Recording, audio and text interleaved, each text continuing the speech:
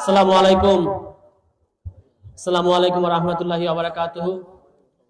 আজকের এই নির্বাচনী পথসভায় আমরা এই মুহূর্তে যেখানে আছি ভিরিন্দা গ্রাম, এখানে আমি অনেকবার এসেছি এবং আপনাদের সবার সাথে আমার অনেকবার দেখা হয়েছে।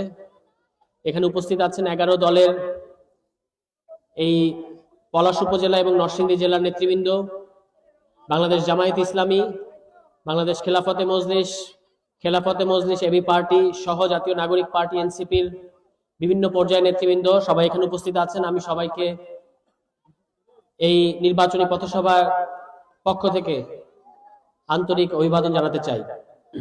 প্রিয় উপস্থিতি, আজকে হচ্ছে 8 তারিখ, আগামীকাল 9 তারিখ।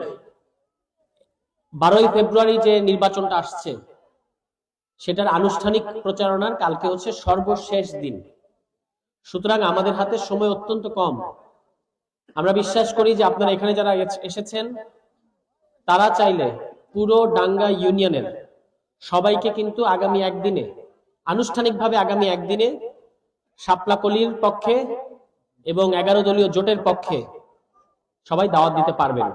এর পাশাপাশি আরো 2 দিন 10 তারিখ এবং 11 তারিখ আনুষ্ঠানিক প্রচারণা করা না গেলেও অনানুষ্ঠানিকভাবে প্রচারণা করতে কিন্তু কোনো বাধা নাই।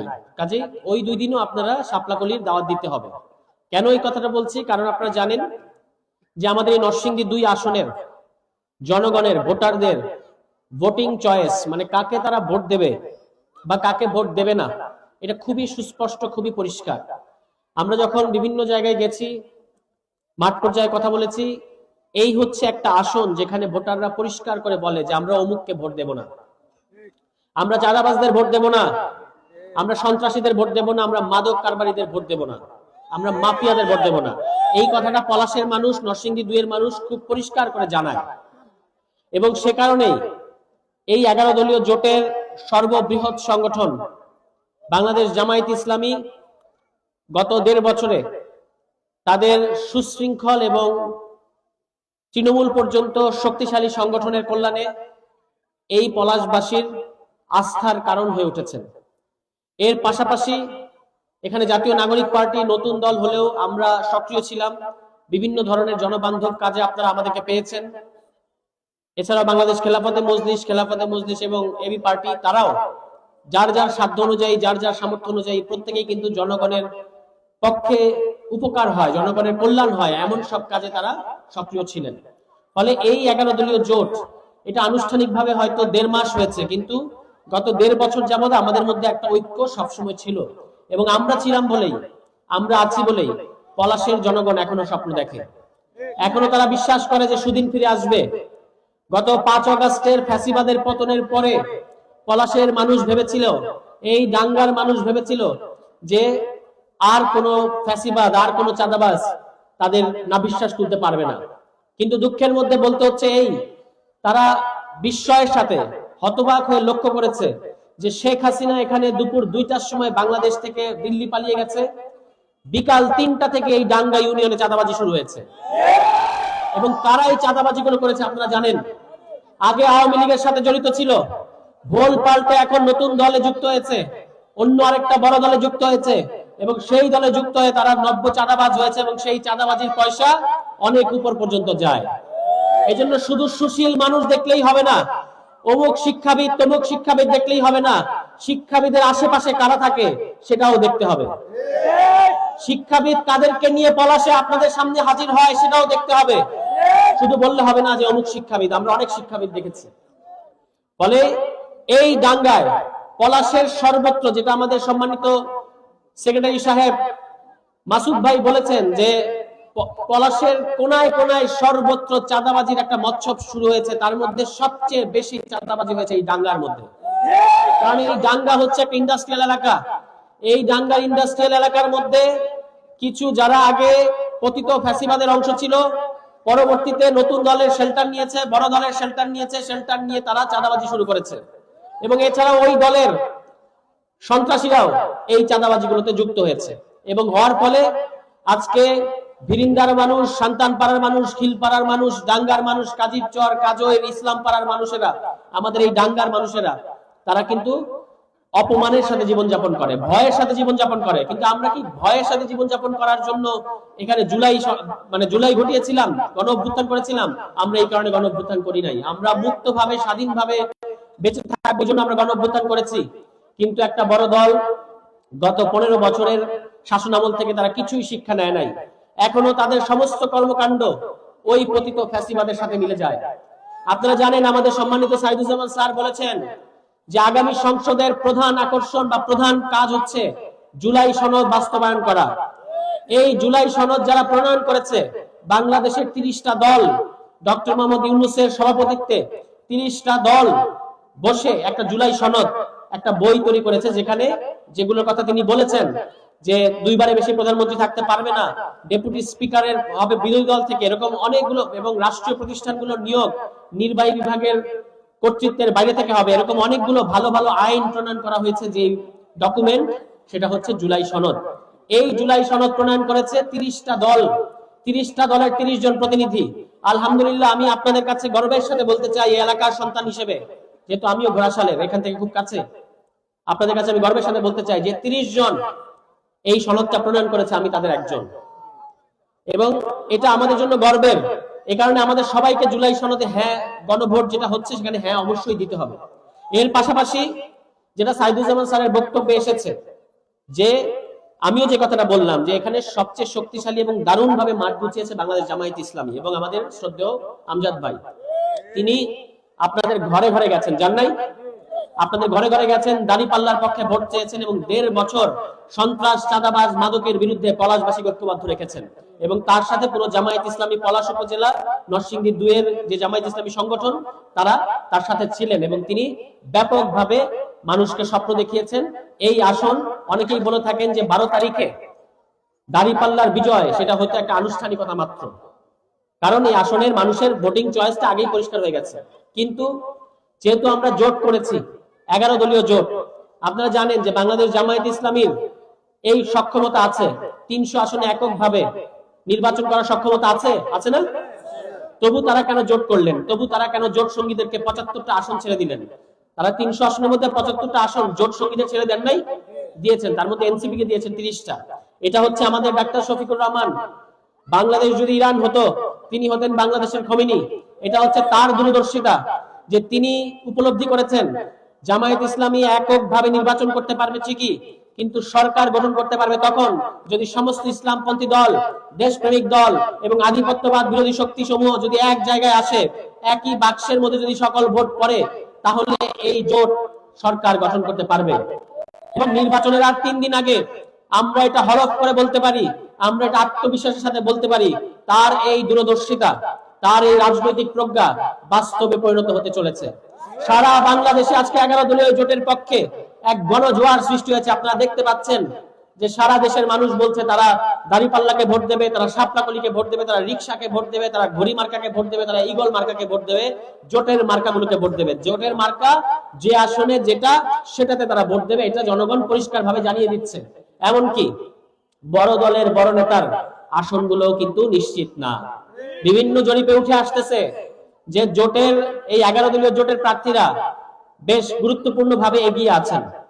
তাহলে এই যে ডাক্তার শফিকুর রহমানের এই প্রজ্ঞা এবং এই রাজনৈতিক ছক, তিনি যেটা বাংলাদেশকে উপহার দিতে চেয়েছেন, যে চাঁদাবাজি থেকে, সন্ত্রাস থেকে, মাদক থেকে মুক্ত করতে চেয়েছেন, এই ছক, এই রাজনৈতিক ছককে আমাদের সফল করতে হবে, এই পরিকল্পনাকে আমাদের সফল করতে হবে। কোন কোন রাজনৈতিক দলের নেতারা এসে বলেছেন আই হ্যাভ এ প্ল্যান। আমরা তাদের প্ল্যান দেখতে পাচ্ছি। অন্তর কোন দলে একটা দলের 2 শতাধিক নেতা কর্মী নিহত হয়েছে, এটাই হচ্ছে তাদের প্ল্যান। তাহলে যাদের কাছে তাদের নিজেদের নেতারা নিরাপদ না, যারা অন্তর কোন দলে অন্তর্দ্বন্দ্বে নিজেদের মধ্যে খুনাখুনি করে, তারা কি বাংলাদেশের জনগণকে নিরাপদ রাখতে পারবে? তারা বাংলাদেশের জনগণকে নিরাপদ রাখতে পারবে না, তারা পলাশকে নিরাপদ রাখতে পারবে না। এর মধ্যে আরো খারাপ হচ্ছে আমাদের এই পলাশে, যেখানে একটা পিএস সিস্টেম গড়ে তোলা হয়েছে। আমি এটা বারবার বলেছি বিভিন্ন সমাবেশে যে এই পলাশে কোনো পিএস পলিটিক্স চলবে না। যে এখানে আমরা এমপি বানাতে চাই, কোনো পিএস বানাতে চাই না। আমাদের এমপি হবেন সেই, যার সাথে সাধারণ জনগণ খুব মন খুলে কথা বলতে পারেন।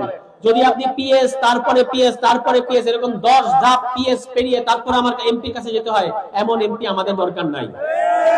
সুতরাং এই 11 দলীয় জোটের সবচেয়ে এখানে এগিয়ে ছিল জামায়াত ইসলাম এবং তাদের মার্কা দাঁড়িপাল্লা, তবু বৃহত্তর স্বার্থে এবং ডাক্তার শফিকুর রহমানের যে পরিকল্পনার কথা বললাম, আরেকটা দূরদর্শিতা যে তিনি এই মুহূর্তে বাংলাদেশের সবচেয়ে বেশি গভীর প্রজ্ঞার মানুষ, সেটা তিনি প্রমাণ করেছেন যখন তিনি এনসিপির তরুণদেরকে সংসদে নেওয়ার পরিকল্পনা করেছেন।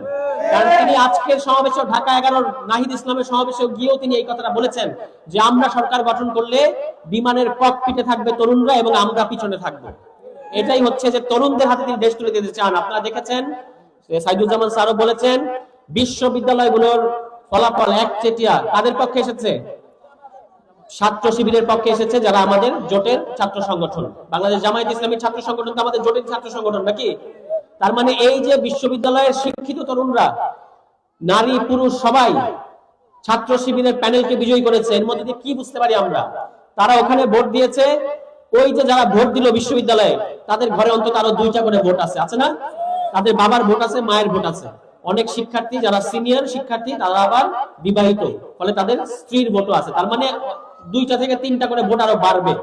যারা বিশ্ববিদ্যালয়ের ছাত্র সংসদ নির্বাচনে ছাত্র শিবিরকে ভোট দিয়েছে, তারা কি জোটের মার্কা ছাড়া অন্য কোথাও ভোট দিবে? প্রশ্নই আসে না। ফলে আমরা বিভিন্ন জরিপ, বিভিন্ন সমীকরণ বলছে যে আমাদের এই 11 দলীয় জোট সরকার গঠন অত্যন্ত কাছাকাছি, এবং সরকার গঠন করলে আমরা বাংলাদেশে 53 বছরের অপশাসনকে আসলে মুক্ত করতে চাই। কথা খুব বেশি বলবো না, যেহেতু আপনারা ছিলেন এবং আমাদের এখন কাজ করার সময়। আর মাত্র 2 দিন আছে, আর মাত্র 1 দিন আছে। আমি আপনাদের প্রতি স্বনির্বদ্ধ অনুরোধ জানাবো, আহ্বান করবো, এখানে যারা আমাদের 11 দলের নেতৃবৃন্দ রয়েছেন এই গাঙ্গা ইউনিয়নের, আগামী 3 দিন আর একটা মুহূর্ত নষ্ট না করে, যেটুকু কনফিউশন, যেটুকু অস্পষ্টতা আমাদের মধ্যে ছিল বিগত কয়েকদিন, কারণ যেহেতু একটা নতুন সেটআপ আসতেছে, এতদিন দাঁড়িপাল্লা ছিল, এখন সেখানে আপনি শাপলাকলির জন্য প্রচারণা করবেন, এটা তো একটা নতুন পরিস্থিতি। ফলে কিছুদিনের জন্য একটা স্থবিরতা, একটা অস্থিরতা এবং একটা অস্পষ্টতা তৈরি হয়েছে, কিন্তু এটাই শেষ কথা না। জোটের স্বার্থ এবং বৃহত্তর স্বার্থ আমরা সবাই উপলব্ধি করি বলেই গত 6 ফেব্রুয়ারি পলাশ উপজেলায় কেন্দ্রীয় নেতৃবৃন্দের উপস্থিতিতে আমজাদ ভাই এবং আমি সহ উপজেলার নেতৃবৃন্দ, পৌরসভার নেতৃবৃন্দ এবং সকল সম্মানিত রোকন সহ এনসিপি এবং জোটের অন্যান্য দলের সবাই মিলে কিন্তু আমরা একটা মিছিল করেছি। এবং পলাশবাসী সেই দিন থেকে, যেটা আমাদেরকে অনেকেই বলেছে যে ভাই আমাদের কলিজায় পানি ফিরে আসছে। কেন কলিজায় পানি ফিরে আসছে? যখন তারা দেখেছে যে শাপলাকলি এবং দাঁড়িপাল্লা দুইটাই হচ্ছে জোটের মার্কা, দুইটাকেই তারা ভালোবাসে, তার মধ্যে দাঁড়িপাল্লা এগিয়ে আছে, তখন তারা কাকে ভোট, আবার জোট থেকে দেওয়া হয়েছে শাপলাকলিকে, তখন তারা কাকে ভোট দেবে, এটা নিয়ে পলাশের মানুষের মধ্যে একটা দ্বিধা তৈরি হয়েছিল। গত 6 তারিখে যখন আমরা ঐক্যবদ্ধভাবে মিছিল করলাম, সমস্ত বিভ্রান্তি, সমস্ত অস্পষ্টতা, সমস্ত দ্বিধা দ্বন্দ্ব দূর হয়ে গেছে। এখন সবাই শাপলাকলি, যেটা সাইদুজ্জামান স্যার সেদিনও বলেছেন, আমাদের মাসুদ ভাই ওইদিন বিকালেও বলেছেন যে শাপলাকলি এখন দাঁড়িপাল্লা। শাপলাকলি আমাদের সম্মিলিত মার্কা, এটা শুধু এনসিপির মার্কা না, এটা এখন 11 দলের জোটের মার্কা। এবং এই পলাশ থেকে, নরসিংদী 2 থেকে শাপলাকলিকে বিপুল ভোটের ব্যবধানে বিজয়ী করে এই আসন আমরা কাকে তুলে দিতে চাই? এই আসন আমরা তুলে দিতে চাই আমজাদ ভাইয়ের হাতে, এই আসন আমরা তুলে দিতে চাই ডাক্তার শফিকুর রহমানের হাতে। আমরা কি এটা পারবো? আমাদেরকে এটা পারতেই হবে, যে কোনো মূল্যে পারতে হবে। বিশেষত আমাদের মা খালারা যারা এখানে আছেন, আপনাদের প্রতি আমি বিশেষভাবে আহ্বান জানাবো, যেহেতু ঘরের আপনাদের কাছে আমাদের যাওয়ার সুযোগ কম হয়েছে, এই জন্য আমি আন্তরিকভাবে ক্ষমা প্রার্থনা করছি, যেহেতু সময় কম।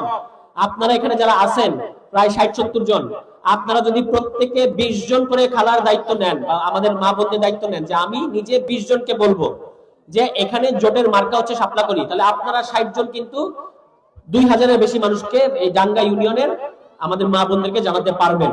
এবং এটা আগামী 2-3 দিনেই যথেষ্ট সময় আছে।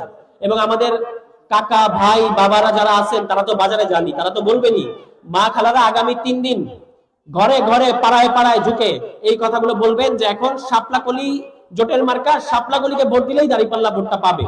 কিন্তু যদি আমরা এটা ভালো করে না বলতে পারি, যেহেতু দাঁড়িপাল্লাটা এখনো ব্যালটে রয়ে গেছে, আমাদের ভোট কিন্তু ভাগ হয়ে যাওয়ার সম্ভাবনা তৈরি হয়েছে। এবং এটা সুযোগ নিচ্ছে ওই নব্য চাঁদাবাজ, নব্য ফ্যাসিবাদীরা।